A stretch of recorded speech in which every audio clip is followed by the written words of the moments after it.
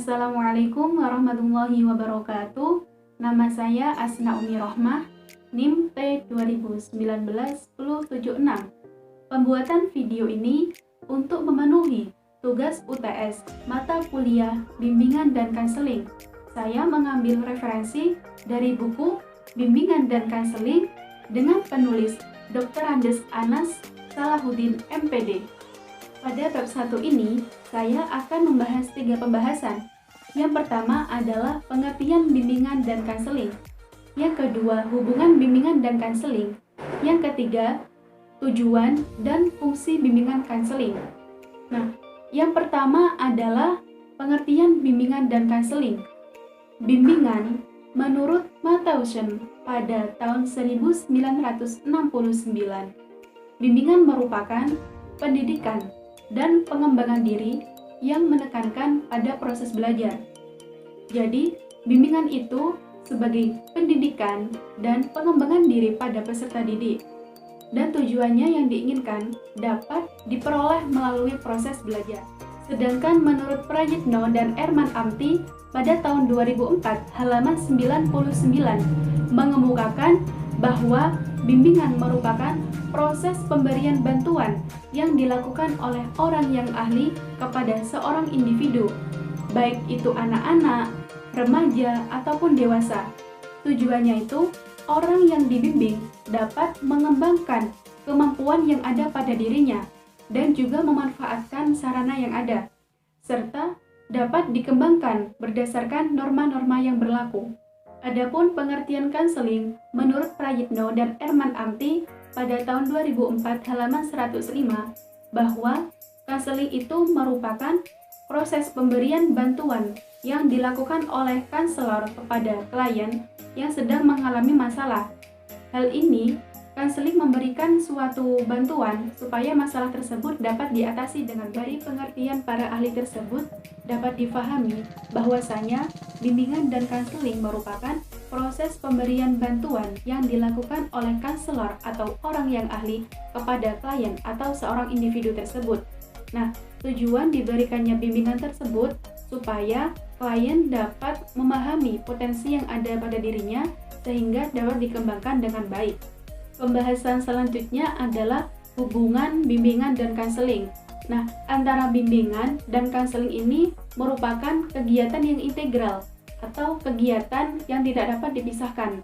Karena kanseling itu pada dasarnya merupakan jenis teknik pelayanan bimbingan di antara pelayanan lainnya dan juga sering dikatakan sebagai inti dari keseluruhan pelayanan dalam bimbingan.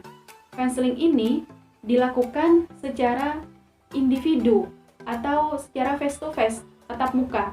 Nah, sedangkan bimbingan itu dilakukan secara grup atau kelompok. Misalnya saja, ketika kegiatan belajar, siswa diberikan motivasi secara terus-menerus supaya belajarnya tetap bersemangat, seperti itu. Kemudian, apabila terdapat peserta didik yang masih kebingungan untuk melanjutkan ke universitas, nah, peran kanselor tersebut memberikan arahan untuk masuk ke dalam universitas itu. Selanjutnya adalah tujuan serta fungsi bimbingan dan kanseling di sekolah. Nah, tujuan ini ada 2, tujuan umum dan juga tujuan khusus. Yang pertama, tujuan umum bimbingan dan kanseling di sekolah. Tujuan umum bimbingan dan kanseling pada dasarnya sejalan dengan tujuan pendidikan. Karena bimbingan dan kanseling merupakan bagian integral dari sistem pendidikan. Pada Undang-Undang Nomor 12 Tahun 1989 disebutkan bahwa tujuan pendidikan adalah terwujudnya manusia yang cerdas, yang beriman dan juga bertakwa kepada Tuhan Yang Maha Esa, memiliki pengetahuan dan keterampilan, serta kepribadian yang mantap dan juga mandiri, dan juga memiliki rasa tanggung jawab kepada kemasyarakatan dan juga kebangsaan. Yang kedua adalah tujuan khusus bimbingan dan kanseling di sekolah.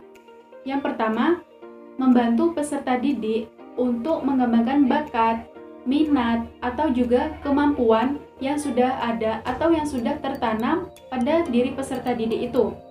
Yang kedua, memberikan suatu motivasi atau dorongan dalam pengajaran diri, serta untuk menyelesaikan suatu permasalahan yang ada pada diri peserta didik. Adapun tujuan bimbingan bagi guru adalah membantu guru dalam berhubungan dengan siswa, kemudian membantu keseluruhan program pendidikan untuk menemukan kebutuhan seluruh siswa. Adapun tujuan bimbingan bagi sekolah, yang pertama, menyusun dan menyesuaikan data tentang siswa yang bermacam-macam. Yang kedua, mengadakan penelitian lanjutan terhadap siswa yang telah meninggalkan sekolah. Sedangkan fungsi bimbingan dan konseling di sekolah, menciptakan kepribadian peserta didik yang lebih disiplin.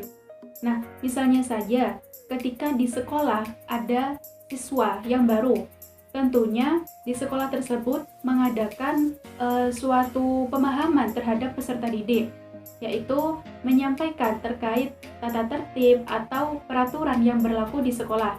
Nah, supaya apa? Supaya peserta didik mengetahui dan tidak melanggar peraturan yang sudah ditetapkan di sekolah itu. Dan juga fungsi bimbingan dan konseling ini menciptakan kepribadian peserta didik yang bermutu.